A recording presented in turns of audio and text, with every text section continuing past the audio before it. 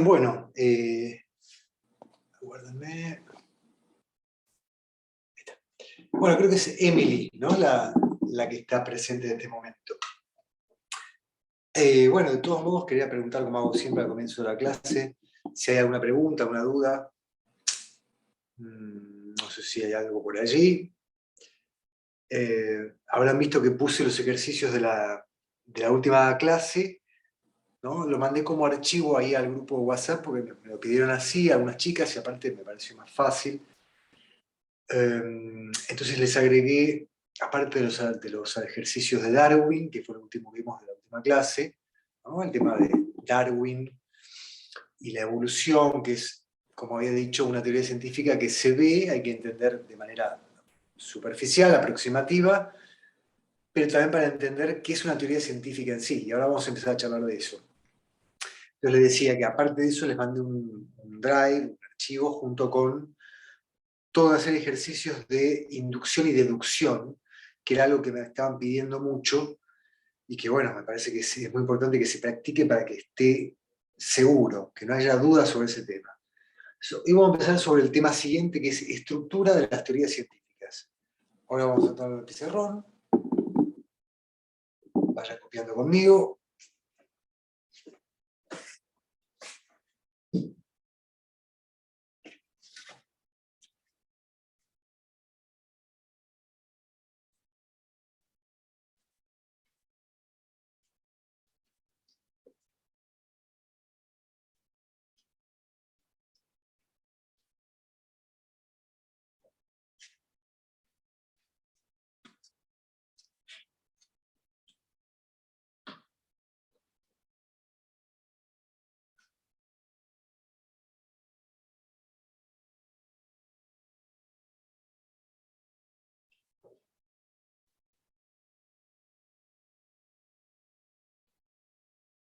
Entonces,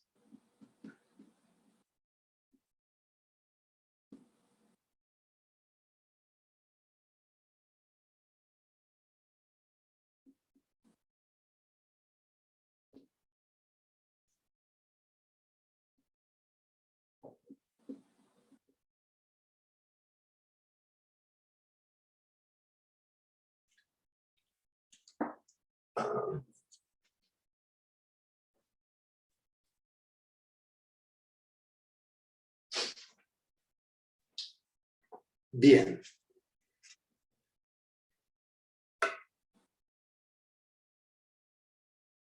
Entonces,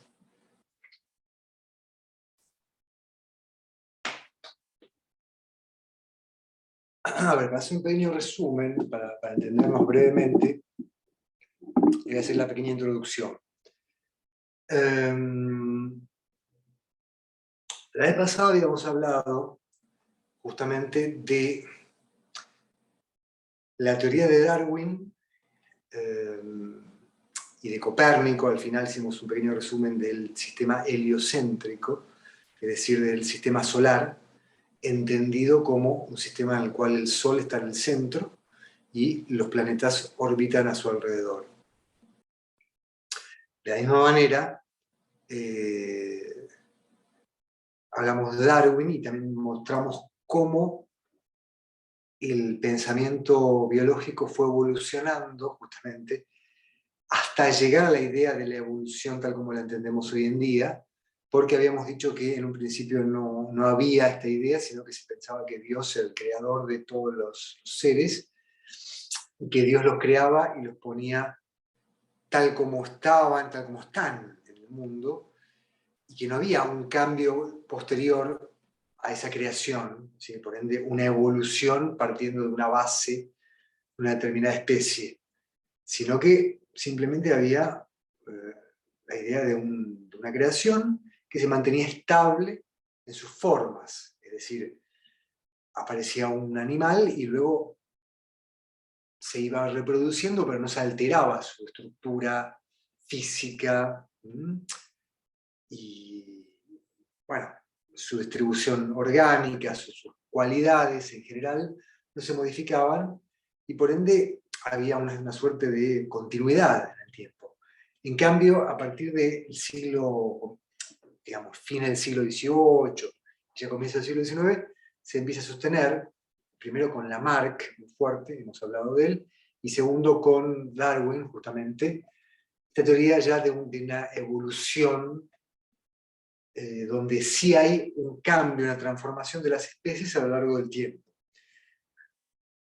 Entonces, lo que habíamos visto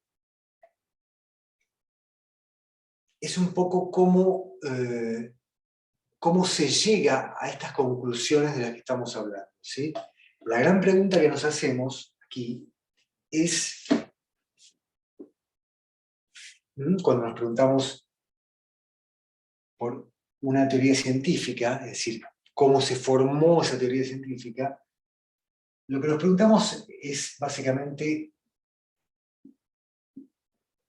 cómo se llegó a determinada conclusión, ¿sí?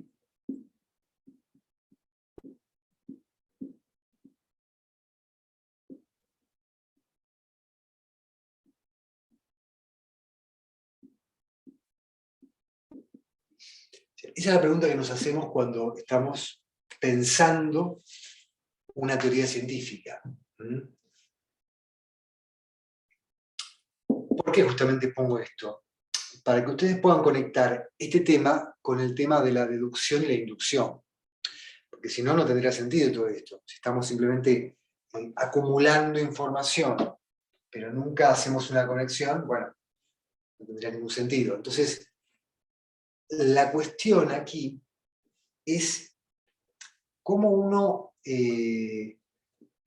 aplica justamente lo que venimos aprendiendo de inducción, deducción y en general de la argumentación en general, para aplicarlo a algo un poco más complejo que es una teoría científica, ¿sí? Pero lo cierto es que una teoría científica en realidad no dista mucho, o sea, no es muy diferente de un argumento deductivo o inductivo. ¿Por qué digo esto? Bueno, justamente porque el razonamiento que se hace en una teoría científica es básicamente alguna de las inferencias lógicas que nosotros trabajamos, ¿sí? Es decir, cuando yo estoy razonando como un científico,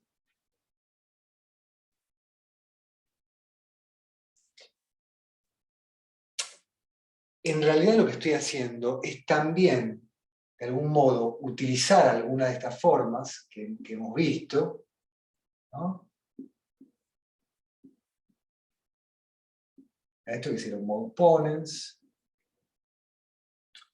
o un modus tollens, ¿no? O un silogismo hipotético, bien, eventualmente, ¿por qué no? Es un poco más extraño usar este, porque implica una mayor complejidad que estos dos, en la medida en que hay más elementos, más enunciados, ¿no? A, entonces B, B, entonces C, o sea, aparece C.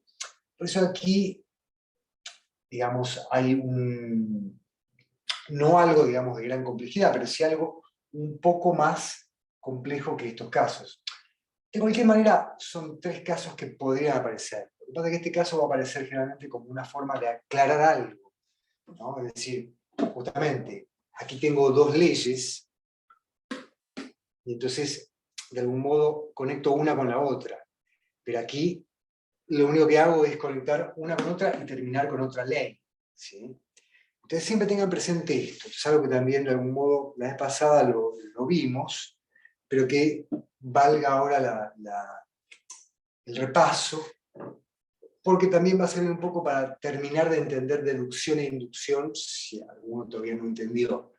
Y lo siguiente, es entender que siempre que tenemos esto, A entonces B, ¿no? Que está en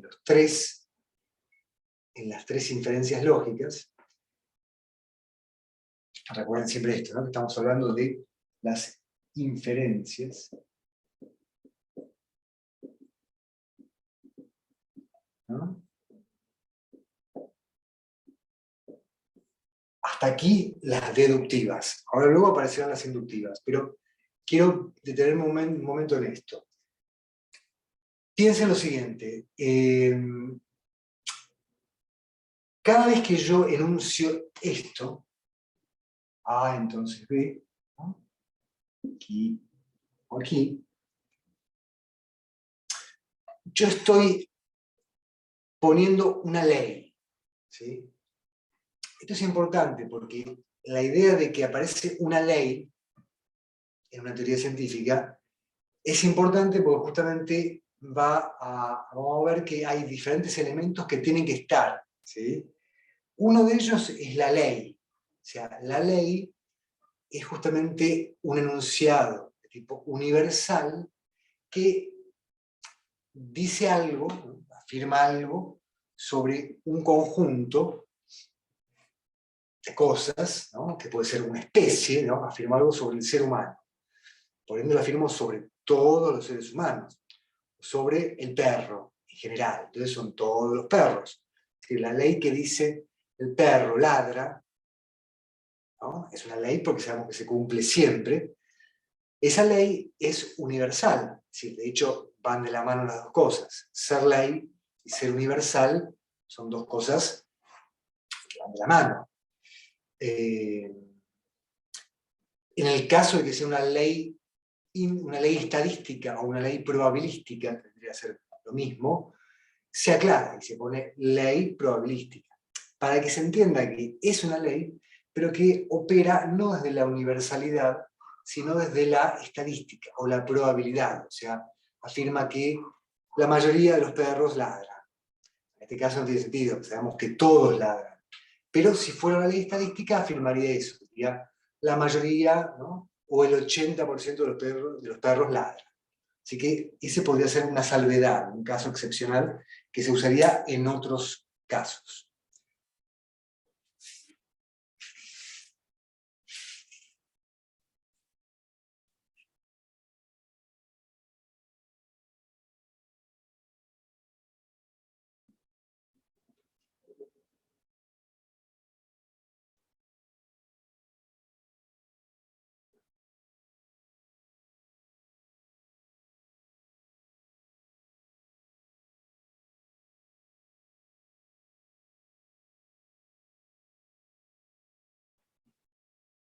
Bien, acá mirando una cosita en la grabación. Yo le decía,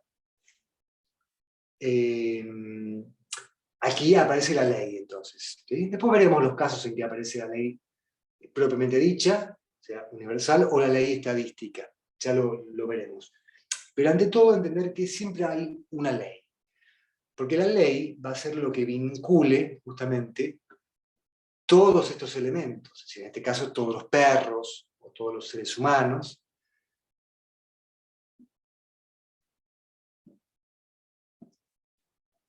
de modo tal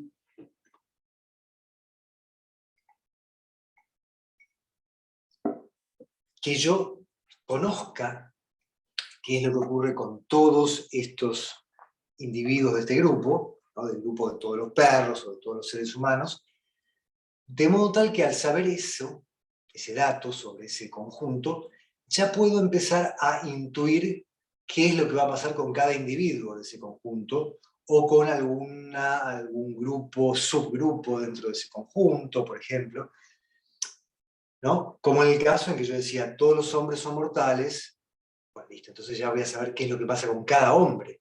¿Mm? Si yo afirmo eso, todos son mortales, entonces ya puedo saber que si Sócrates es un hombre, entonces es mortal. Ese procedimiento que venimos repitiendo tantas veces tiene que ver con esto también. por más que esa forma, todos los hombres son mortales, ¿sí? No es exactamente como esta o esta, ya dijimos que un poco va de la mano. ¿Por qué? Y bueno, justamente porque cuando yo tengo esto, ¿sí? Tengo una ley, ¿sí?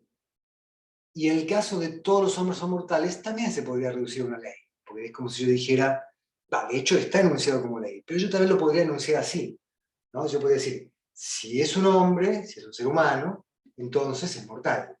De aquí ya se enuncia eso que yo decía como todos los hombres son mortales, ¿verdad? Lo que quiero decir con esto es que tanto en un ejemplo como en otro aparece una ley, ¿estamos? Entonces, el hecho de que haya una ley es algo que vamos a ver que es imprescindible para que haya una teoría, ¿sí? O sea, tiene que haber algún enunciado general, ya sea universal, en el sentido, como dijimos, que es estricto para todos, o estadístico, en el sentido de que es para la mayoría, o un porcentaje muy elevado. Pero entonces la presencia de esa ley es lo que va a permitir luego conectar con elementos singulares, o sea, algún enunciado que me habla específicamente de un perro en particular o un humano en particular, de modo tal que yo pueda conectar esos dos elementos, ¿sí? El enunciado general y el enunciado singular, y poder entonces concluir algo, porque la unión de los dos elementos me va a dar, o me va a conducir a otra cosa que va a ser la conclusión. Por eso es que vengo diciendo tan importante entender la deducción y la inducción para poder entender todo esto. Entonces, como veníamos diciendo, aquí lo que expreso en cualquiera de estos tres casos es primero una ley, ¿sí? Entonces, al tener la ley, luego puedo concluir una serie de cosas. Entonces, sobre esto, lo que ustedes tienen que entender primero es justamente la existencia de esta ley. ¿Mm? Bien.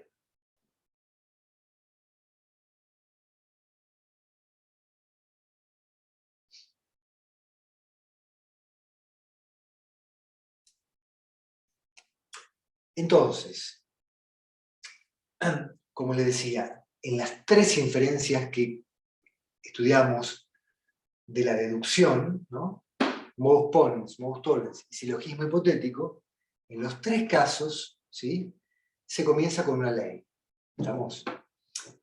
En este caso, como vuelve a aparecer una ley, porque ya dijimos que siempre que aparece el condicional es una ley, pues nos está diciendo que si es tal cosa, es tal otra. O sea que hay una conexión que ocurre siempre. Esto es un poco lo que nos hacía dudar la vez pasada, que al final me entendieron, cuando yo les decía, bueno, ustedes olvídense de la psicología, ¿no? Olvídense de que si realmente yo me voy a llover, me voy a mojar por el hecho de que llueve. Sabemos que en la realidad no ocurre porque o me pongo un paraguas o me voy a mi casa y no me mojo. Pero si yo estoy afirmando que eso va a ocurrir, que si llueve me mojo, hay que aceptarlo como una ley, porque al estar enunciado como tal, es decir, que si pasa esto, pasa lo otro, está diciendo que hay una conexión universal, es decir, que hay una ley justamente, porque quiere decir que cada vez que pasa una cosa va a pasar lo otro. De nuevo, no tiene sentido discutir realmente el sentido de esa ley, ¿no? Porque muchos ejemplos van a ser ejemplos medio absurdos, como este, de la lluvia. Lo importante es entender que cuando yo la enuncio y la pongo en una inferencia lógica, luego tengo que atenerme a esa ley, nada más. Entonces, en estos tres casos, como decimos, partimos de una ley y luego en cada caso corremos un camino distinto, ¿no? Aquí, bueno, luego afirmamos un enunciado singular que es el antecedente de esta ley, donde, bueno, con un ejemplo sería, si llueve me mojo, llueve, por tanto me mojo. Es decir, afirmamos el antecedente y de ese modo llegamos al consecuente. Aquí, al revés, aquí dijimos que negábamos el consecuente de, y por ende, como la causa siempre me lleva a la consecuencia. Si la consecuencia no se da, quiere decir que la causa tampoco, porque si estuviera la causa, si se diera, sí o sí tendría que darse la consecuencia. Entonces, como no se da, tampoco este. Mira, aquí, como dijimos, pasamos de una ley a otra ley, y de la primera, digamos, el primer elemento de la primera ley al segundo elemento de la segunda ley, porque hay una conexión entre ambas, ¿no? B, básicamente es lo que conecta ambas leyes. O sea que aquí lo que hacemos es, de algún modo, conectar leyes entre sí para poder conectar cosas que estaban más lejos, ¿no? Juntándolas. Pero realmente por eso mismo es que este no nos interesa tanto, porque aquí nunca saltamos a lo singular, ¿no? Y justamente cuando cuando hacemos ciencia, cuando tenemos que buscar elementos para hacer una teoría científica, siempre necesitamos que haya las dos cosas, ¿sí? Siempre necesitamos que haya un elemento general y un elemento singular, porque es lo que permite unificar estos registros, ¿sí? Ustedes piensen que una teoría científica siempre tiene ambos elementos, ¿sí? O sea, como por ejemplo cuando hablábamos de Darwin, ¿sí? Cuando hablamos de que Darwin está estableciendo que el ser humano desciende del mono, que vendría a ser como decir acá, si es un ser humano, entonces desciende del mono. Porque, o bueno, o decirlo como lo decíamos lo de Sócrates, todos los seres humanos descienden de los monos. Pero dijimos que es lo mismo, realmente que lo enuncio de otra forma, pero el resultado es el mismo, ¿sí? Ahora, acuérdenme que se me está acabando la batería, que le voy a enchufar el teléfono un momentito.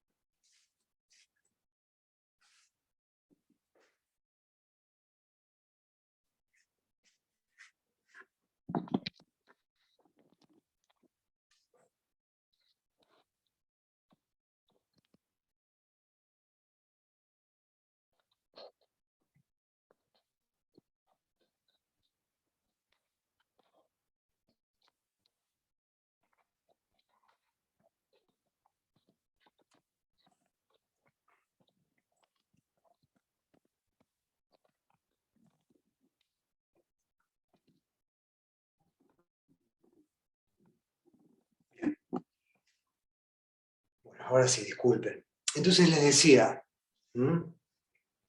recién les comentaba esto, ¿no? Que justamente, ¿no? Una teoría científica, para que exista, necesita tener los dos elementos, o sea, necesita tener un elemento general y un elemento singular. En el caso de Darwin, por ejemplo, piense, estamos hablando de el hombre y el mono, ¿no? Y la evolución de una especie a otra, y estamos pensando en elementos que son universales, justamente. No estamos pensando en este mono, o en este ser humano, o en aquel, estamos pensando en todos, ¿no? Entonces, la conclusión a la que yo me imagino que quiero llegar va a ser algo del estilo de todos los hombres descienden del mono, o el hombre en general, el ser humano, conjunto, como especie, desciende del mono. Por ende, yo ya estoy pensando en términos universales, ¿sí? Entonces tengo ese elemento. Ahora, además de ese elemento, tengo otro que va a ser el elemento que yo utilice para de algún modo apoyar o para encontrarle algún tipo de sentido a esto. Porque yo si digo así simplemente el hombre siente el mono, está bien, lo digo, queda ahí. Pero ¿cómo lo pruebo justamente eso? ¿Cómo lo sostengo? Entonces yo voy a empezar a buscar elementos particulares, singulares, que de algún modo me confirmen eso. Entonces voy a empezar a buscar pruebas, básicamente. Lo que uno busca son pruebas, y las pruebas son singulares, porque las pruebas requieren que yo las observe. O sea, yo veo algo, yo veo cuerpos de mono, estructuras óseas, estudio el ADN, estudio la formación, la genética, los hábitos, las costumbres. Cada observación que hago, cada prueba, se va a expresar por medio de un enunciado singular. Entonces yo voy a decir algo al respecto de un mono o de un ser humano, cosas que yo observé. Y que entonces voy a decir, bueno, como observé esto en este mono y en aquel en ese, puedo afirmar que todos los monos descienden del hombre. ¿Sí? Ese es el tema. Que yo encuentre la conexión entre ambas cosas. ¿Mm? Entonces, bueno, vamos al pizarrón.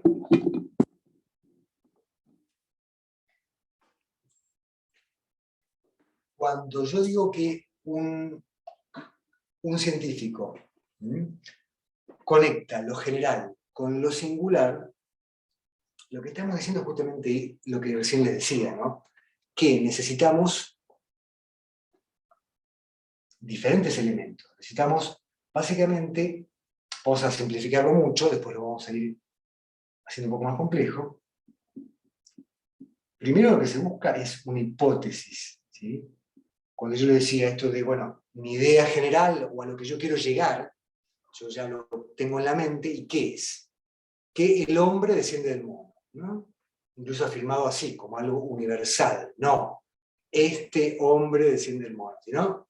Obviamente, como científico, le quiero afirmar algo que tenga un valor para todos, ¿no? Es decir, mi abuelito desciende de un orangután, ¿no? O sea, sino afirmar algo que realmente se pueda aplicar a todos los casos. Entonces, yo quiero llegar a un enunciado universal que afirme algo como, por ejemplo, el hombre, el ser humano, desciende del mono. Entonces lo que yo hago para dirigirme hacia allí es primero crear una hipótesis. ¿Sí? Ustedes habrán visto, esta palabrita es muy común, ¿sí? Se usa en la vida cotidiana, mucho más en ciencias aún, pero en la vida cotidiana también se usa, porque de algún modo, cuando uno dice, bueno, a ver, por ejemplo, uno escucha hablar a un periodista, algún caso, ¿no? Hubo algún crimen y se habla, ¿cuál es la hipótesis? Bueno, que el criminal hizo esto y aquello, que murió de tal forma, la víctima. Lo mismo cuando hay algún problema, una discusión política también, hay hipótesis de cómo resolver un problema. Y bueno, dicho esto, también se puede llevar a la vida cotidiana. Siempre también en la vida cotidiana hay de pronto una hipótesis sobre algo. Así, bueno, ¿qué pasó? ¿Te sentís mal? Bueno, ¿qué pasó? Mi hipótesis es que comiste algo que te hizo mal. Entonces, la hipótesis viene a ser como el primer elemento, ¿sí? Y un elemento central dentro de lo que es una teoría científica. Entonces, vayan tomando esta idea como idea central, ¿no? Si quieren, pueden... yo ahora les puedo dictar si quieren alguna una definición, o si no la pueden buscar en internet. Van a ver que siempre apunta a que hay algún tipo de idea, porque a veces también se la nombra como tesis, creo que a veces se habla de la tesis doctoral, ¿no? Es un poco lo mismo. O sea, una tesis es una posición sobre algo. La hipótesis es un poco lo mismo, solamente que el hipo es como una palabra griega que le da como un mayor énfasis, pero básicamente tiene que ver también con eso, ¿no? Con sentar una posición sobre algo. Es decir, cuando uno construye una hipótesis, o cuando yo digo que tengo una hipótesis sobre algo, lo que tengo básicamente es una opinión sobre algo. Pero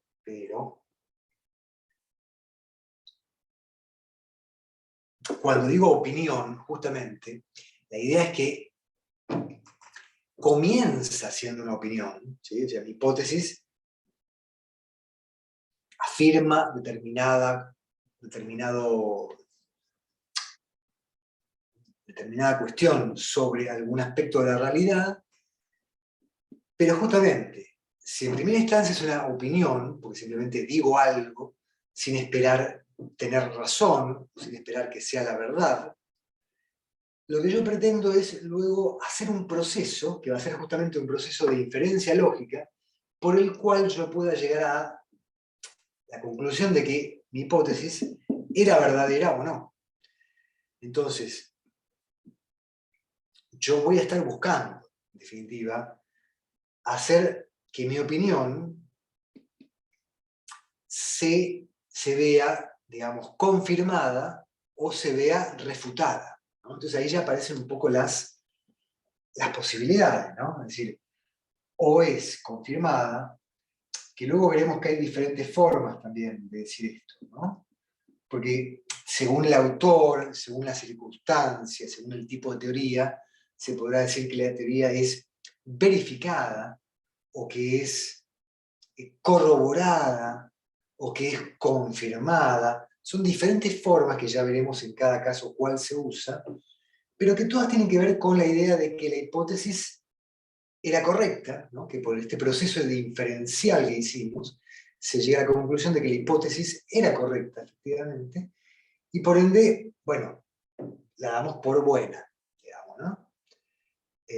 Quizás no como algo absoluto, justamente ahí después aparecerán las diferencias nuevamente de lo deductivo o lo inductivo, pero bueno, en primera instancia, la posibilidad es o que la hipótesis sea correcta y que entonces se confirme, se verifique, o por el otro lado, justamente lo contrario, ¿no? Que la hipótesis se refute.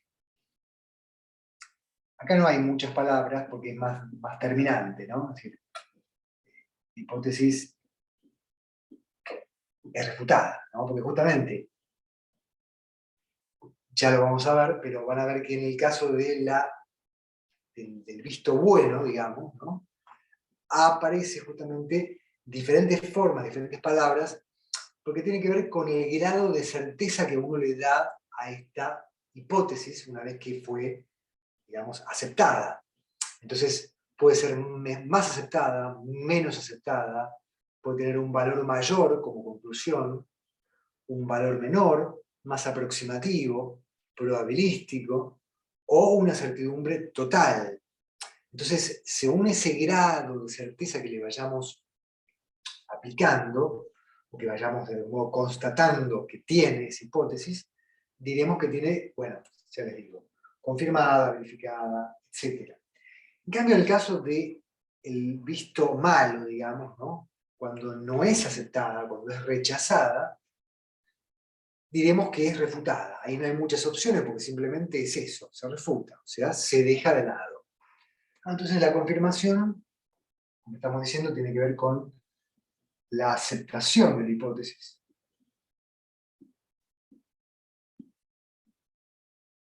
¿No? Y la refutación tiene que ver, obviamente, con el rechazo. Está bastante claro, pero vamos a ponerlo para que quede más claro aún.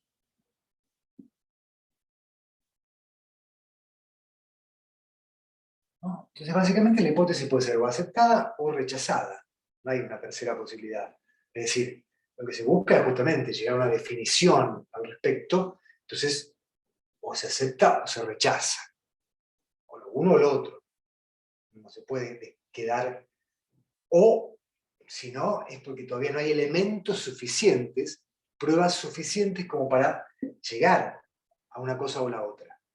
Pero una vez que se recopilaron la suficiente cantidad de datos y de observaciones para poder justamente hacer algo que se llama contrastación, es decir, cuando uno pone a prueba la hipótesis, se llama contrastar. Contrastar que tiene que ver justamente con hacer un contraste, ¿no? Entre una cosa u otra. Esto vendría a ser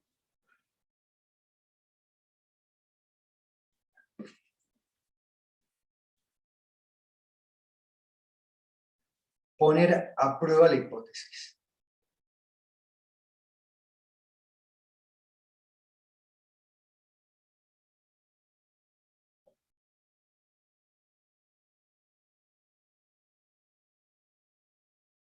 La H, ¿no? Acá que digamos H punto es hipótesis.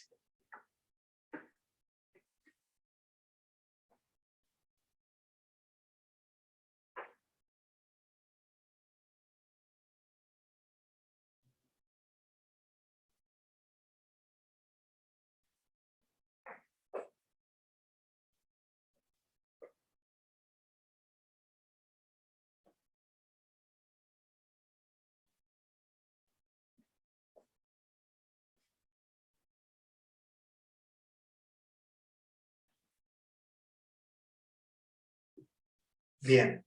¿Hasta aquí vamos bien, Larisa?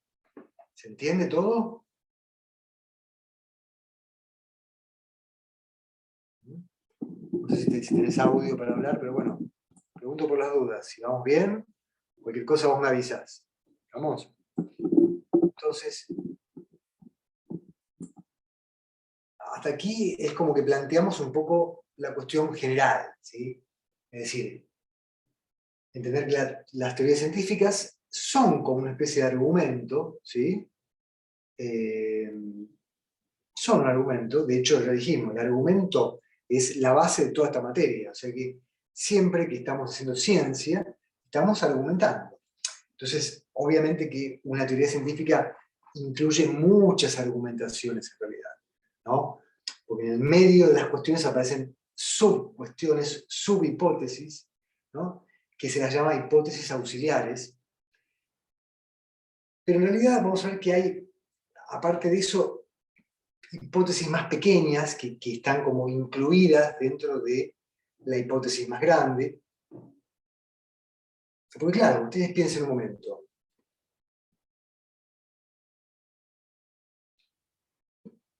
Una teoría científica no es simplemente decir el hombre desciende del mono, sino que es escribir un libro entero sobre eso. Entonces, en ese camino, para llegar a la hipótesis y luego hacer la prueba, ¿no? De ver si realmente se cumple lo que ella dice o no, para aceptarla o rechazarla, en ese camino se dicen muchas cosas. Entonces aparecen un montón de pequeñas hipótesis que luego se prueban algunas, otras quedan ahí pendientes porque no se sabe. A veces no hay elementos para poner a prueba todas las cosas que se dicen, cosas que simplemente se enuncian, quedan como preguntas abiertas.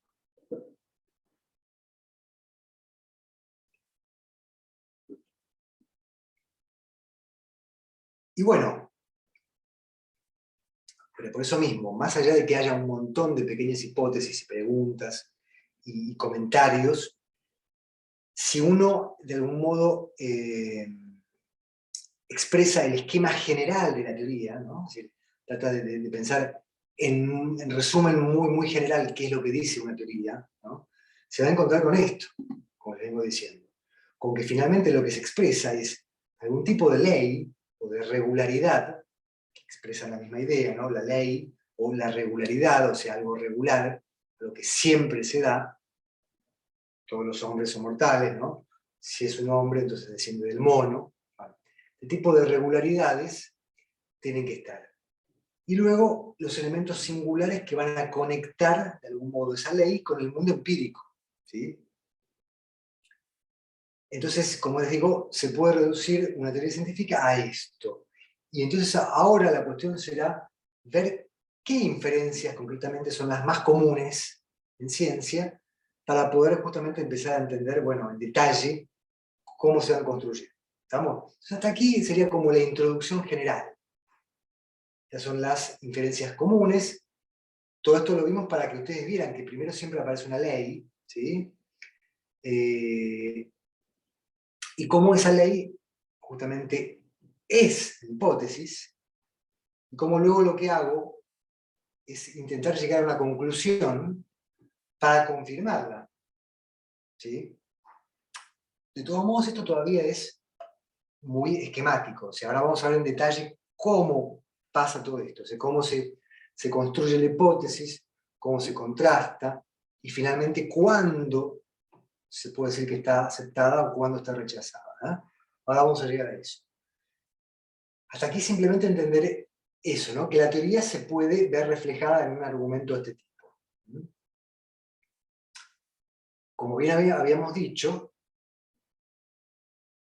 podría ser tanto un argumento deductivo como inductivo, ¿sí?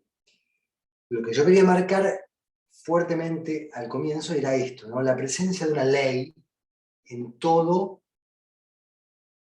argumento, tanto deductivo como inductivo. ¿Por qué?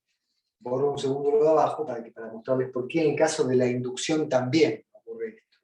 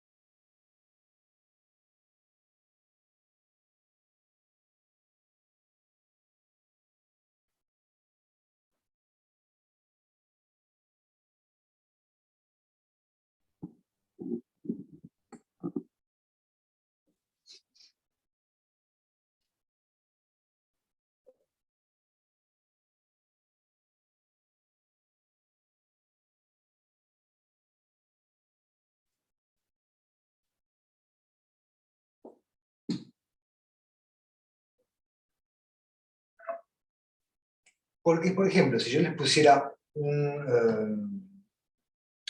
acá dijimos que es deducción, ¿no? Todo esto. Si abajo pusiéramos inducción, se vería también. ¿Por qué? Lo que pasa es que no podría formalizarlo, porque ahí no aparece no es una operación, como dijimos, matemática, estricta. Hay que poner palabras, ¿no? Porque ya no es todos, sino que es, por ejemplo, 70% de los hombres, ¿no? Seres humanos, queremos decir, son buenos.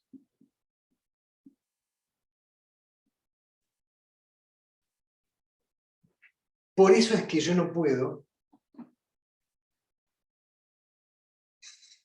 expresar esto y en general las leyes que aparecen en los enunciados, en los argumentos, perdón, inductivos, porque para expresar esto en forma de ley, digamos, yo tendría que llevarlo a esta forma, habíamos dicho, ¿no? A entonces B. Pero ¿qué pasa? Esto, digamos, acá está implícita la idea de que si algo ocurre, va a pasar lo otro. Entonces está establecida la idea también la idea de una universalidad, o sea, de una ley. Es como si soy humano, entonces soy bueno. Pero aquí no dice eso, aquí no dice que todos, o sea, con el solo hecho de ser humano, ya eso quiere decir que es bueno. Acá estamos diciendo que el 70%, o sea, o la mayoría, son buenos. Por eso es que en la inducción también hay un paso de una ley a algo más singular, pero como habíamos dicho, se plantean de otra forma las leyes. Por un lado, esta cuestión de el pasaje, donde vimos que era al revés que la deducción. La deducción solía pasar de lo general a lo singular. En el caso de la inducción es al revés. Se juntan muchos datos, ¿no?, sobre individuos, ¿no?, en este caso sobre seres humanos que son buenos, y uno concluye que todos, pero como forma probable, ¿no?, o al decir, como está aquí, el 70% o la mayoría son buenos. Eso por un lado, ¿no? La ley no es ley universal, sino que es ley estadística. Y por el otro lo que les decía, que la ley aparece al final, porque uno llega a ella, no es que parte de ella, sino que llega hasta ella. Entonces por eso uno no puede expresarla así, porque esto implica una regularidad universal. Siempre A me lleva a B. siempre. En cambio aquí es generalmente, casi siempre. Pero bueno, lo que se tiene que ver bien es justamente esto, ¿no? Que en el caso de la inducción también aparece esta cuestión. O sea que tanto en este caso como en este, aparece lo que les comentaba antes de la hipótesis que va a ser probada y puesta a prueba para ser aceptada o rechazada. En este caso, como dijimos, la ley es estadística o probabilística, pero también es ley, porque luego afirmo algo singular, como aquí. Digo, bueno, en este caso, que Sócrates es hombre. Y bueno, entonces ya dijimos.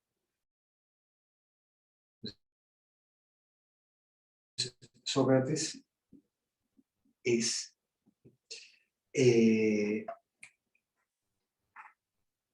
no se confundan por el hecho de que yo aquí terminé con enunciado singular, aquí también, porque este era el único caso, habíamos dicho, de inducción donde se pasaba de lo general a lo singular.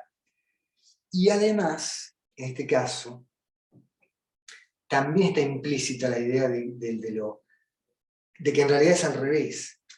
Porque yo estoy diciendo que conozco un porcentaje de seres humanos que son buenos, ¿no? Entonces supongo que él también lo es, Sócrates. Pero la realidad es que estoy también partiendo de los casos singulares, porque estoy conociendo algunos, ¿no? Entonces, bueno, también, supongo que él también lo es. Pero la realidad es que nunca parto de una totalidad, como aquí. Parto de un porcentaje al que llegué estudiando a los seres humanos singulares. Y luego vuelvo a lo singular, ¿no? Pero por eso mismo, en definitiva, no es que rompe con la idea de la inducción. También está pasando de lo singular a lo general, ¿sí? Solo que está como disimulado por la ley estadística.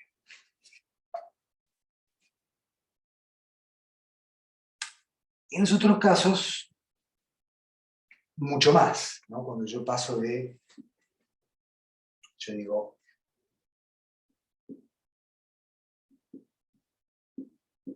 bueno, Pedro es bueno, conclusión.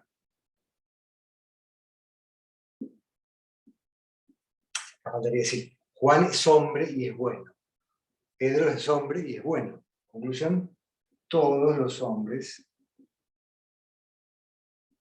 Bueno, aquí se ve cómo se pasa de lo singular a lo universal, lo general, porque aquí es universal, pero ya sabemos que esto es probabilístico, no certeza total. Por eso es que decimos que por más que sea universal el enunciado, el carácter que tiene, por ser una inducción, es probabilístico. Bueno, entonces aquí se nota que pasamos de lo singular a lo universal y que hay una ley, ¿no? Entonces, hasta aquí lo que importa es únicamente que en algún momento tiene que aparecer una ley para que sea ciencia, ya sea al comienzo y luego se pasa a lo singular, o al revés, que primero haya enunciados singulares y luego se salta a lo universal, ¿sí? Como acá en inducción, que en general ocurre en la inducción. Pero por eso digo, ya sea aquí, al principio o al final, en algún lugar tiene que aparecer una ley, ya sea universal o estadística, para que lo que estoy diciendo llegue a ser una teoría científica. Así que bueno, procesemos un poquito esto. Hagamos una pequeña pausa aquí, de unos 5 minutitos, y en 5 minutos arrancamos de nuevo con lo que falta de esta parte.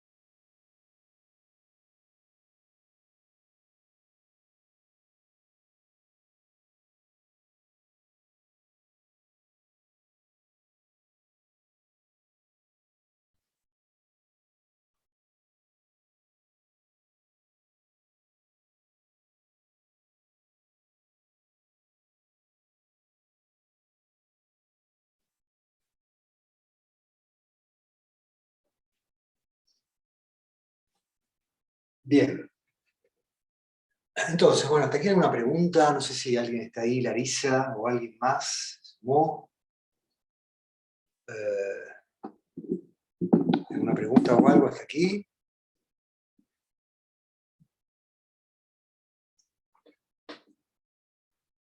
Bueno, cualquier cosa después me preguntan con el video, mandan un WhatsApp o en Facebook mismo también en las clases.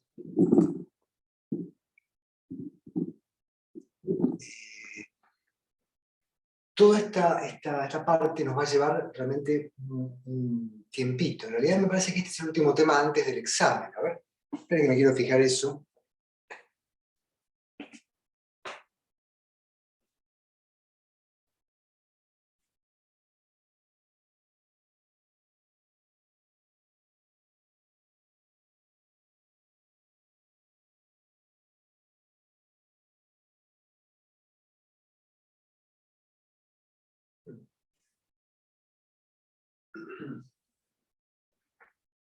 Sí, sí, en realidad hay, disculpen, hay un tema más, aparte de este.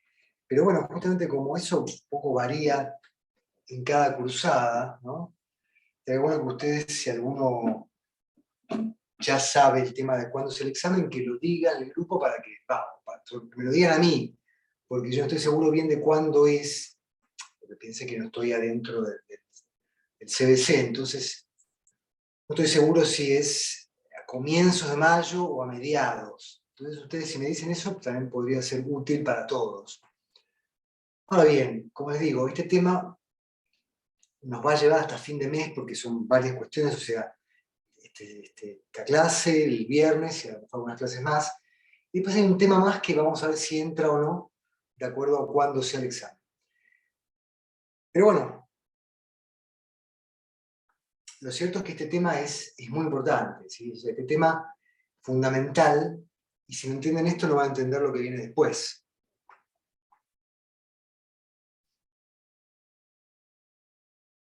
Entonces, esto es muy importante que lo entiendan. Hasta aquí entonces lo que hicimos fue mostrarles que toda teoría científica se va a poder reducir, obviamente de manera muy general, muy esquemática. Ya dijimos que hay un montón de pequeñas hipótesis dentro de la hipótesis y las cosas que se dicen son múltiples. Pero generalmente hay dentro de una teoría científica un enunciado que resume de algún modo la esencia de esa teoría científica, ¿no? O que es el punto crucial, como por ejemplo en el caso de Darwin, el hombre desciende del mono, ¿no? O en el caso de Copérnico, el Sol es el centro del sistema solar. Tanto en un caso como en el otro, ese enunciado central, primordial, vendría a ser la hipótesis, pero como dijimos que puede haber varias hipótesis, la vamos a llamar la hipótesis principal, o la hipótesis fundamental de una teoría científica, que va a ser justamente, o va a pretender ser, una ley. Luego, por medio del proceso argumentativo, llegaremos a ver si realmente se da o no. Esto es un esquema, un ejemplo.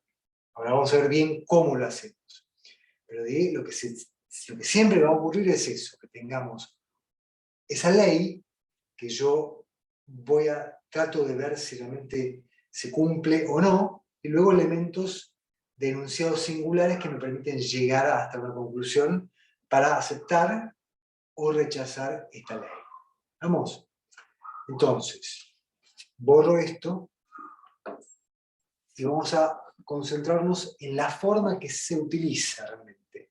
Porque esta forma no se utiliza. Esta es una forma que puse para que ustedes lo vieran como un ejemplo.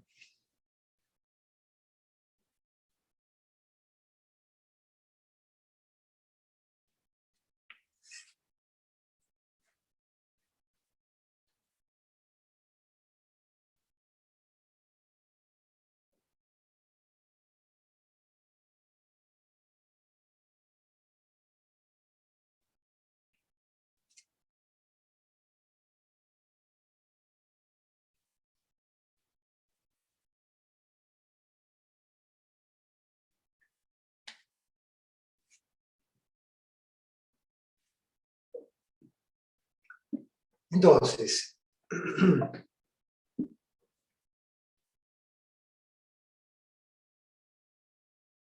si recién dijimos que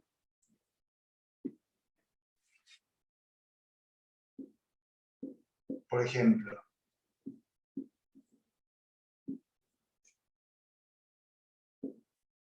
cuando tengo esto, tengo una pequeña teoría científica, ¿sí? Lo cierto, ¿no? Y por eso es que vimos sistemas axiomáticos, ¿sí?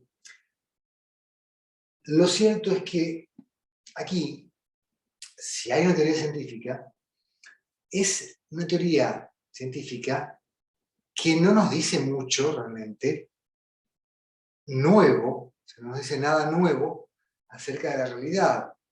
Esto lo habíamos dicho en un comienzo, cuando habíamos distinguido los elementos pros y los contras, digamos, elementos positivos y negativos, de ambas ramas de la lógica, la inducción y la deducción. ¿Por qué? Claro, porque habíamos dicho que los aspectos positivos de la deducción, como en este caso, por ejemplo, es uno de los ejemplos posibles, lo positivo era justamente que yo, cuando llego al resultado, cuando llego a la conclusión, llego con un grado de certeza total. O sea, estoy convencido de lo que estoy concluyendo, porque realmente estoy haciendo una especie de operación matemática, ¿no? Es algo tan estricto que yo, al afirmar que si se da, entonces B, y luego afirmar que A se da, no tengo dudas de que B se va a dar como conclusión. Entonces, si lo bueno de la deducción es que yo tengo total certeza del proceso que voy haciendo y el resultado al que llego, la parte negativa, como ya sabemos, es que no estoy agregando nada nuevo. O sea, para poder tener esa certeza, yo tengo que hacer una operación que en realidad no es otra cosa que una forma de hacer explícito algo que estaba implícito. Es decir, mostrar que B se cumple, porque si A entonces B y A. O sea, es obvio que se va a dar B. Como es obvio que 2 más 2 es 4. ¿No? Entonces, lo bueno es que estoy seguro de B, pero lo malo es que al saber que B es verdadero, no gané mucho. Entonces, una teoría científica necesita ciertos elementos para poder realmente aportarme algo más interesante, ¿no? Justamente, ustedes piensen que si yo estuviera actuando, estuviera siempre operando, tal como opera el modus ponens, o el modus tollens, o el silogismo hipotético, en realidad no estaría ganando nada. Lo único que estaría haciendo sería expresar de otra forma ciertas ideas y listo. Por eso es que la deducción es útil para la ciencia, pero hasta cierto punto, ¿no? Es decir, es útil, pero justamente es útil cuando lo vemos en forma de sistemas axiomáticos. Por eso es que vimos sistemas axiomáticos y le dimos tanta importancia. ¿Por qué? Bueno, justamente porque en algunos casos, o sea, ya sea dentro de la matemática o dentro de la lógica pura, que justamente, como yo les comenté, se aplica mucho en la computación, o en algunos casos de estadística, ¿no? Donde hay mucho cálculo. Donde hay cálculo, se utiliza esto. Porque como bien dijimos, esto solito, bueno, parece muy obvio, muy evidente. Yo tengo muchas premisas, como tengo un montón, y quiero llegar a una conclusión o a muchas, ¿no? Como los teoremas, que eran muchos, o sea, sacar muchas conclusiones en base a una serie de datos que tengo.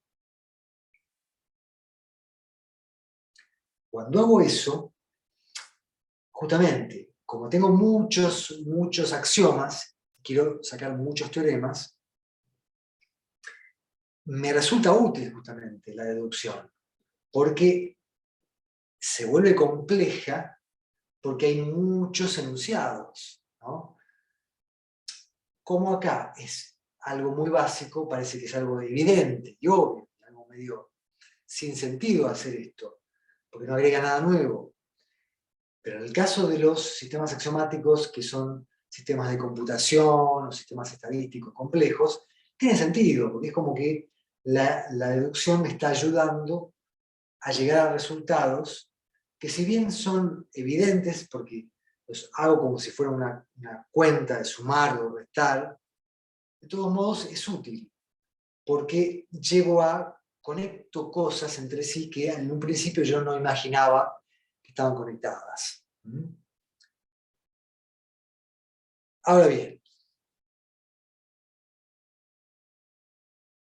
eso es muy útil cuando tengo un sistema muy complejo, que tengo muchos enunciados y muchos cálculos.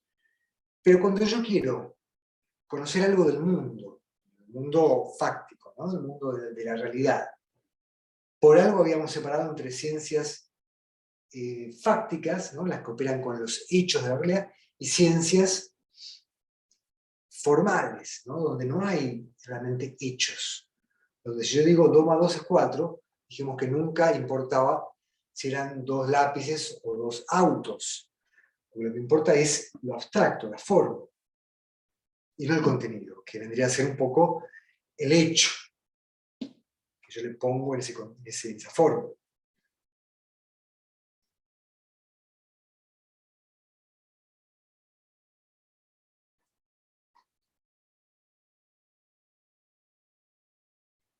Entonces,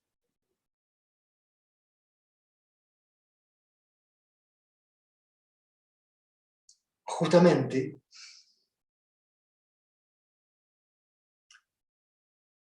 cuando yo tengo una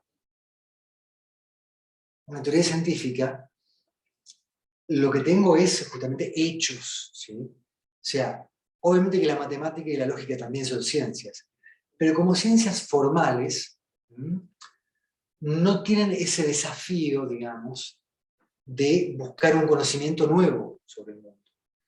Porque en el caso de lo fáctico, ¿sí? Aparecen hechos. Entonces los hechos nunca son estables, siempre pueden modificarse.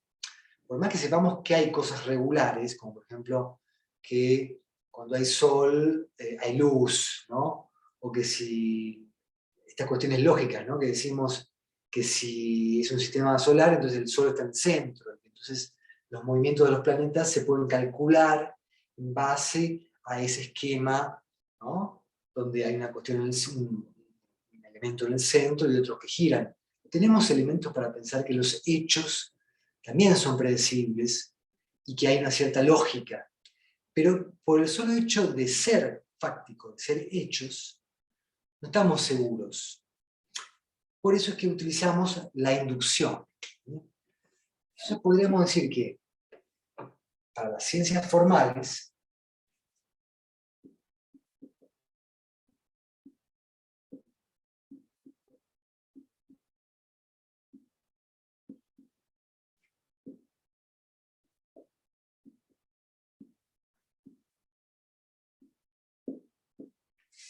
¿sí? Utilizamos la deducción. Y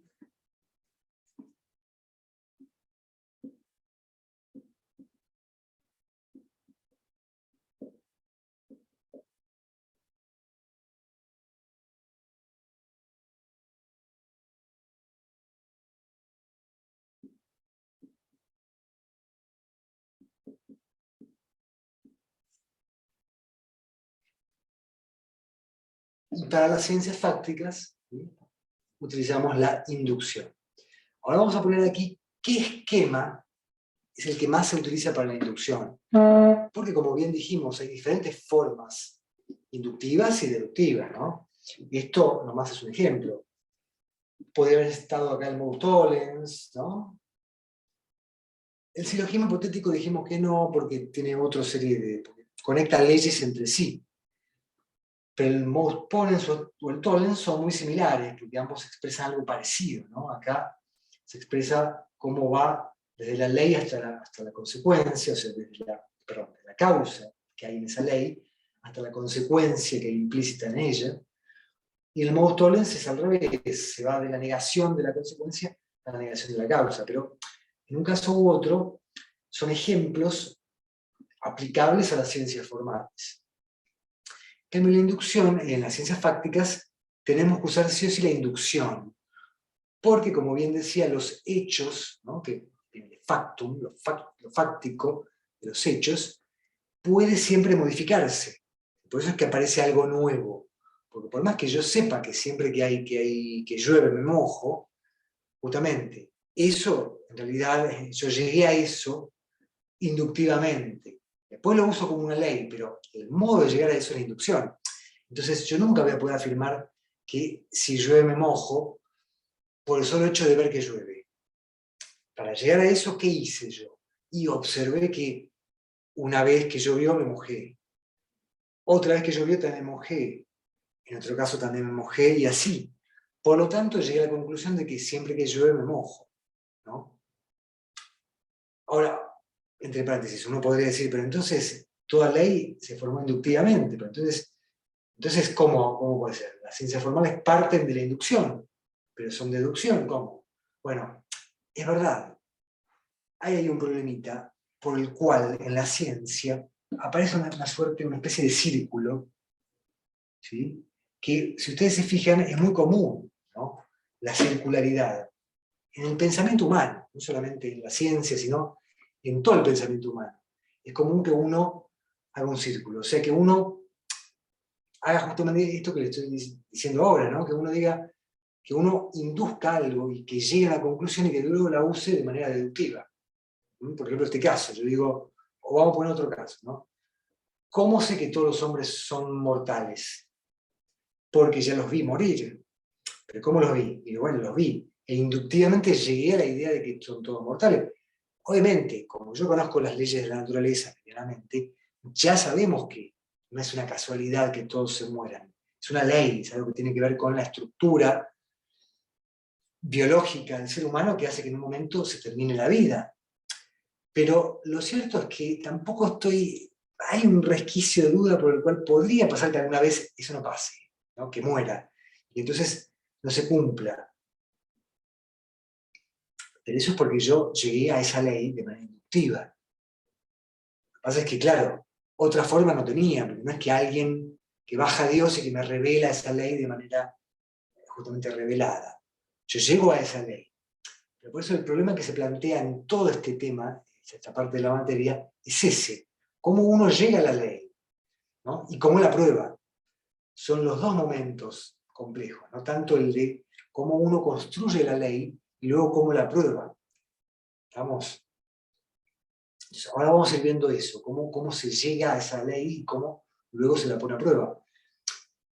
Pero lo que les quería decir aquí es esto, ¿no? En todo caso, ¿qué tipo de inducción será el que más se use en las ciencias fácticas? Y bueno, van a ver ustedes que es algo medio engañoso, que era algo que un poco decíamos que era como un mal ejemplo de deducción, que era justamente este caso.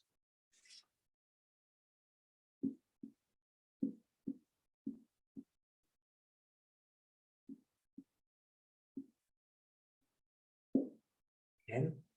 Entonces, ahí ustedes pueden ver justamente que ese es un caso de inducción. ¿Por qué? Y bueno, porque en realidad dijimos que es un modus ponens mal hecho, ¿sí? O sea, desde el punto de vista estrictamente lógico, esto es incorrecto. ¿Por qué? Porque está diciendo que si se da la causa, se da la consecuencia. Bueno, ¿qué pasó? Se dio la consecuencia, y entonces afirmo que era verdad la causa, o sea, que se da la causa. Pero ¿qué ocurre con esto? Ocurre que yo estoy afirmando, o sea, si le pongo un ejemplo, como cuando decíamos, si llueve me mojo. ¿Y qué pasó? Me mojé. Por lo tanto, concluyo que está lloviendo, que llovió. Pero ¿qué pasa aquí? Claro, ocurre lo que venimos diciendo desde el comienzo, que la realidad es que yo me puedo haber mojado por un baldazo de agua, porque me salpicó un auto, porque me bañé y no me sequé, etcétera, etcétera, etcétera. Podemos encontrar miles de razones. Porque fui al mar y me mojé, qué sé yo, lo que sea. Pero lo cierto es que yo no puedo estar seguro de que está lloviendo por el hecho de que estoy mojado.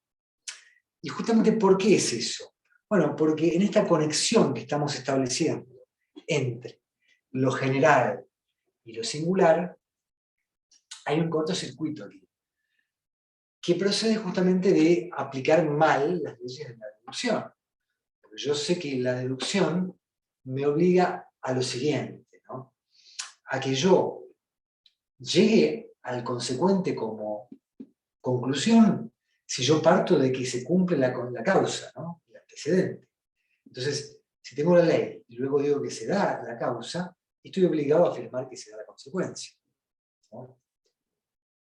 Pero en este caso no ocurre eso.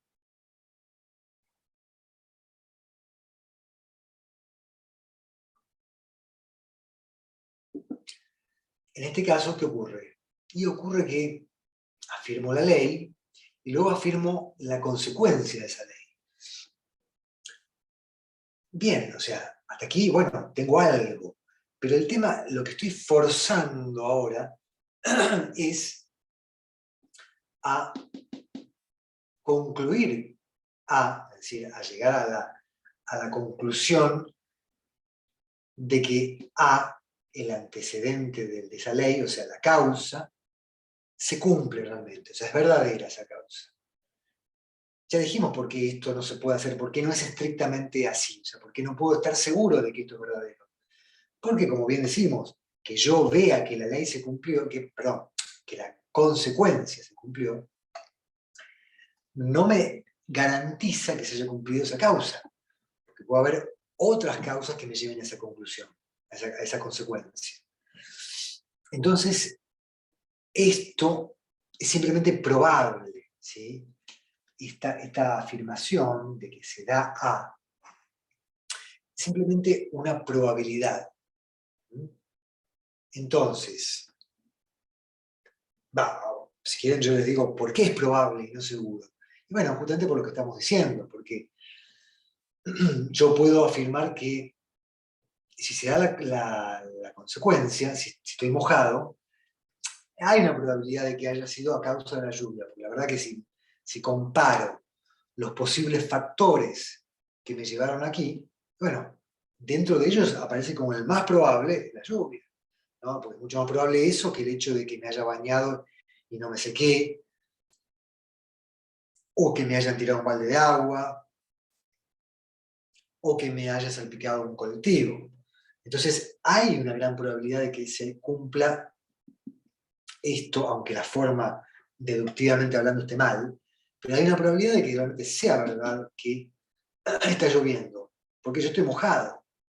Pero bueno, como yo les había dicho, esto, que es una forma incorrecta de la deducción, pasa a ser una inducción, porque lo que está aquí de fondo es que hay una regularidad, o sea, hay una ley, ¿sí? Pero ¿qué pasa? Yo solamente puedo acceder a ver si se cumplió la consecuencia, ¿no? Que está dentro de esa ley, que es que me moje. Entonces, como solamente puedo acceder a esto y no puedo volver el tiempo atrás, supongamos que ya pasó la lluvia y yo veo que la persona está mojada, pero la lluvia ya se detuvo, entonces yo no puedo volver el tiempo atrás y ver que estaba lloviendo. Pero sí puedo ver el resultado de esa lluvia y es que la persona está mojada. Entonces yo me agarro de esa consecuencia para afirmar que es verdad que llovió. Pero como les digo, en realidad estoy agarrando como un manotazo de ahogado, porque me agarro de esa consecuencia y supongo que entonces se dio esa causa. Pero como es probable meramente, es inductivo, ¿sí? Y bueno, aquí la inducción también opera yendo de lo singular a lo universal. ¿Por qué? Bueno, porque si bien yo parto de una ley, de lo general, y termino en lo singular, de todos modos, yo no estoy tampoco seguro de que esta ley se da. Por eso sería como más bien como una ley estadística, si la tomo como ley. No universal, porque por más que yo estoy expresando como ley universal, la realidad es que luego cuando hago todo el proceso argumentativo, no llego a estar seguro de que se cumplió esa ley. Porque no sé si realmente el estar mojado viene de que llovió. ¿Estamos? Entonces, no es una ley realmente universal. En todo caso, es una ley estadística, si yo la quiero tomar como tal. O, si la tomo como ley universal, luego le quito algo de esa certidumbre total cuando me pongo a decir, bueno, estoy mojado, o esta persona está mojada. Entonces, es probable que, ¿no? Como en muchos casos yo vi que el hecho de estar mojado, acá aparece la cuestión de lo inductivo, como en muchos casos vi que el hecho de estar mojado correspondía a la lluvia, bueno, supongo que aquí también. Entonces hago una especie de generalización donde si hay muchos casos de estar mojado, yo supongo que deben atribuirse a la lluvia. Entonces es como si yo concluyera que en la mayor parte de los casos en que llovió, en que alguien está mojado es porque llovió. ¿Mm? O sea que casi siempre que llueve la persona se moja, digamos.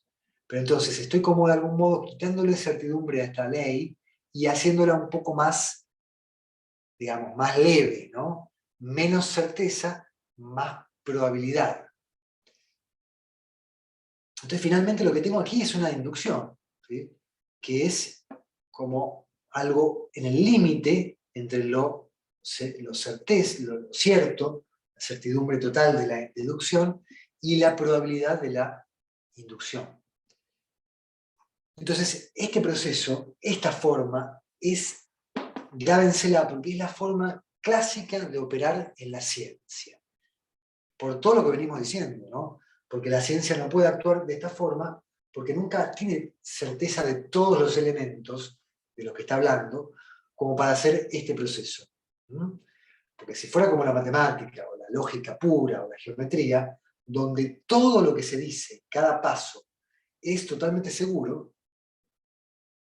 entonces también lo que voy a decir acá es seguro.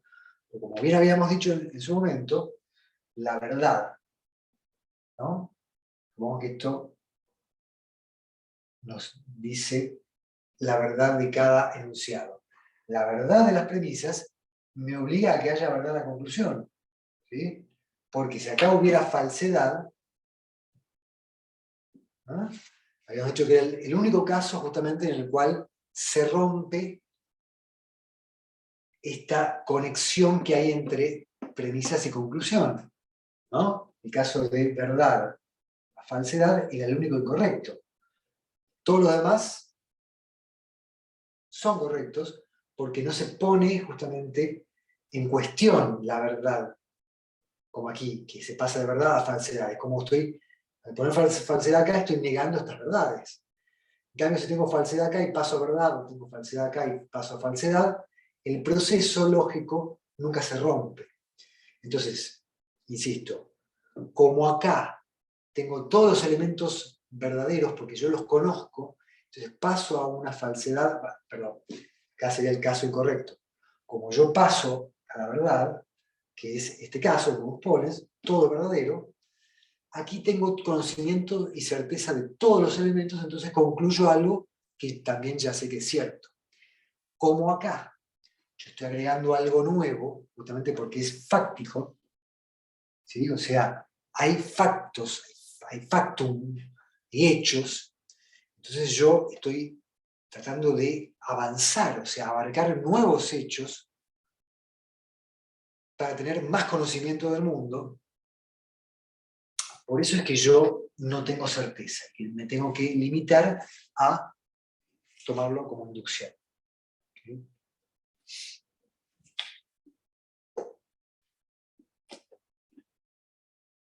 Y justamente, ¿por qué acá no tengo certeza y aquí sí? Aquí tengo certeza porque ya tengo, digamos, por la forma, ¿no? Básicamente, porque si entonces B y sé que se da A, listo, estoy seguro de que se da D. Como acá dijimos, yo no sé si realmente en este caso está mojado por la lluvia o no. Entonces tengo que suponer de nuevo, generalizo y digo, bueno, este caso está mojado. Y yo recuerdo otros casos donde también el hecho de estar mojado correspondía al hecho de haber llovido. Entonces generalizo, y por más que yo concluya un enunciado singular, lo que está de base es una generalización. Yo supongo que en todos los casos de estar mojado se corresponde con la lluvia. Entonces yo al hacer esto, agrego información, agrego nuevos hechos, básicamente aquí. Porque digo, bueno, si estoy mojado, si la persona está mojada, ¿no? Agregué como un nuevo dato, o sea, es un nuevo hecho en el cual vuelvo a ver que hay una persona mojada, que hay una persona mojada. Y entonces es como, eso sería lo que agrego, ¿no? El dato. Digo, bueno, agregué un dato más donde afirmo que tal persona está mojada. Y como ya tenía otros elementos para conectar el hecho de estar mojado y el hecho de que llovió, supongo que en este caso, este nuevo ejemplo, también procede del hecho de que llovió.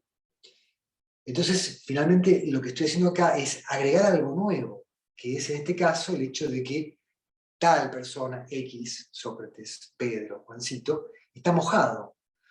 Y entonces, como ya conozco que generalmente hay una relación entre llover y estar mojado, supongo que aquí también se da esa relación, entonces sé que, o supongo que estar mojado es porque llovió.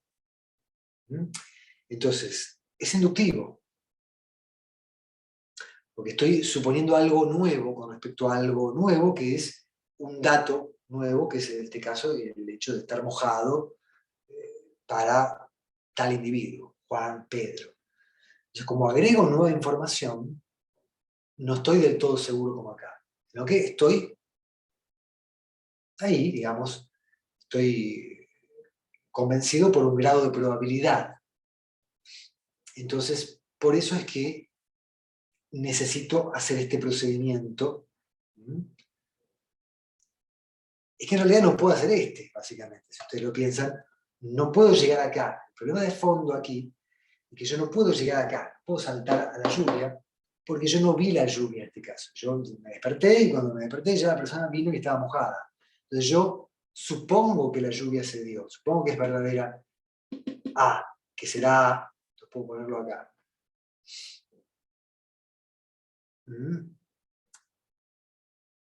Porque nunca la vi, la lluvia, entonces la supongo.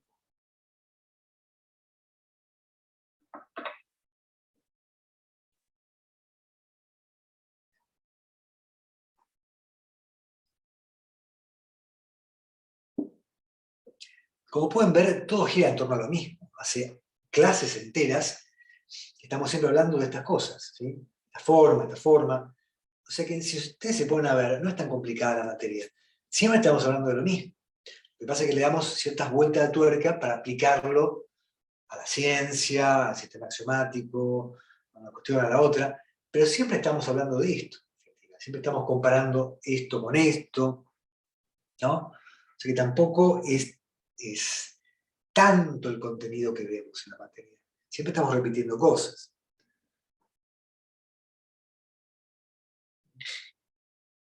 Entonces, como les decía acá, como yo no puedo acceder directamente a la lluvia, porque yo no la vi, o como en el caso de Darwin, por ejemplo, yo no puedo acceder a observar cómo el ser humano, el mono, perdón, va evolucionando a lo largo de millones de años, ¿no?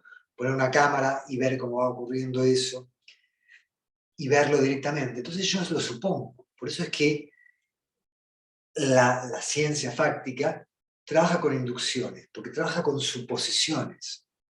Entonces, siempre mi ley, no el político, mi ley, sino la ley que yo tengo, es algo que yo supongo, justamente mi hipótesis, donde yo afirmo algo, ¿no? Por ejemplo, si es un ser humano, entonces desciende del mono. Como yo no puedo ver realmente esa ley, ¿no? En la práctica, yo tengo que suponer cosas para tratar de confirmar si realmente se cumple o no. De allí que yo suponga que, bueno, por ejemplo, si observo algo en el mono, en la genética, o en los hábitos, en las costumbres, yo supongo que tenía razón en lo que había afirmado en mi ley, la ley inicial de mi hipótesis. Por eso es que yo luego digo, era verdad entonces lo que estaba afirmando, entonces es verdad que el hombre desciende del mono. Esto después lo vamos a ver mejor, de nuevo, más puntualizado, pero lo que quiero que se entienda es eso, cómo estoy actuando de manera muy general. Estoy actuando justamente así, estoy suponiendo algo y luego confirmando que eso se cumple, pero no porque yo conozco las causas, como acá, sino porque yo observo las consecuencias y entonces retrocedo y digo, entonces la ley realmente debe cumplirse. Pero como uno no tiene acceso a las leyes, uno no puede ver las leyes de afuera, uno las ve en sus resultados, en sus consecuencias. Entonces, como uno siempre parte de los resultados o de las consecuencias y luego se retrotrae a las causas, por eso es que la ciencia nunca puede actuar de esta manera, con total certeza, sino que tiene que suponer algo para luego ponerlo a prueba y entonces decir, bueno, es muy probable que el hombre descienda del mono, o es muy probable que la Tierra gire en torno al Sol, ¿no? Porque siempre supone y es como que va hacia atrás en el tiempo y dice, es probable que este resultado venga de esta causa, ¿no? De la lluvia, o de que el hombre desciende del mono. Entonces, como agregamos algo nuevo, si suponemos algo que antes no sabíamos, que en sí mismo es mi ley, ¿no? La ley dice, el hombre desciende del mono. Antes de Darwin eso no se sabía, entonces es un conocimiento nuevo, ¿no? Fáctico, sobre el mundo. Pero por eso mismo tiene la desventaja, que no tiene la deducción, de que solamente puede ser digamos, se puede llegar a una conclusión probable con respecto a eso que yo afirmé como hipótesis. Nunca una certeza total como en este caso. Bueno, por hoy vamos a dejar acá. Digamos, creo que esto ya es bastante como introducción, ¿sí? Acá lo que hicimos fue razonar en qué es lo que se está haciendo en la ciencia de base, ¿no? La próxima vamos a empezar a detallar bien los nombres de cada cosa y cómo se van conectando, qué tipo de pruebas se hacen y cómo las hacemos, etcétera, etcétera. Pero esta clase lo que vimos fue básicamente cuál es la lógica que se usa para pensar científicamente, ¿no? Y bueno, obviamente para distinguirlo de las ciencias formales, puras, donde se puede usar la ciencia deductiva porque es como la matemática, Yo ya conozco todo y lo que hago es ordenarlo para poder concluir algo que en el fondo ya estaba implícito aquí. Y en cambio, en las ciencias fácticas, que son las que nos interesan realmente, porque son las que agregan al conocimiento nuevo de la realidad, esto no se puede hacer, sino que lo que se hace es una inducción donde uno generaliza y supone que la conclusión, ¿sí?, es verdadera en base a que uno observó una serie de enunciados que me hacen retrotraerme a las leyes que yo supuse y que, bueno, por eso puedo afirmar que se cumplen. Pero son siempre probables, siempre son suposiciones. ¿Estamos? Bueno, no creo que haya preguntas hoy porque no sé si hay mucho, no sé si está Larisa allí o lo dejó grabando o si hay alguien presente ahora, entonces cualquier cosa, las consultas me las hacen luego por WhatsApp o lo vamos viendo en los ejercicios que les ponga o en el grupo o en alguno de los medios que tenemos para comunicarnos. Así que bueno, hoy dejamos por aquí y nos vemos la próxima. Un saludo a todos. Hasta la próxima, hasta el viernes.